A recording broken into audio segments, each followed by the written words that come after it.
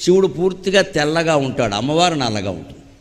పూర్తిగా తెల్లగా ఉండేవాడికి కంఠంలో నలుపు ఎందుకు వచ్చింది? విషం సేవించడం వల్ల వచ్చింది. ఆ విషయాన్ని కూడా ఆయన ఏం చేశాడు? మింగితే లోపలున్న లోకాలు దగ్ధమవుతాయని, బయటకి కక్కితే బయట ఉన్న లోకాలు దగ్ధమవుతాయని అటు ఇటు కాకుండా కంఠంలో పెట్టు కూర్చున్నాడు. అందుకే కొంతమంది సమస్యలను బయటికి చెప్పలేక పడలేక నానా బాధ పడుతుంటే మెంగలేక కక్కలేక ఎడుతున్నాడంట. అందుకే శ్రీకంఠుడు ఎందుకయ్యాడు?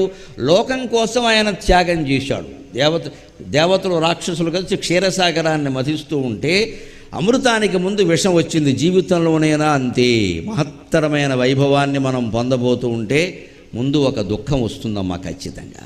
ఒక దుఃఖం మన చుట్టుముట్టింది అంటే వెంటనే భగవంతుడు కృతజ్ఞతలు చెప్పాలి. ఒక మహాసుఖాన్ని ఏదో నాకు ఇవ్వబోతున్నావయ్యా, నీకు నమస్కారం అని చెప్పాలి ఖచ్చితంగా. అలా దుఃఖాన్ని తట్టుకోగలగాలి. అంతేకాని ఈ చిన్న దుఃఖానికే మనం తట్టుకోలేక నానా బాధ పడిపోతే రేపు సుఖం వస్తే అనుభవించేది ఎవరు?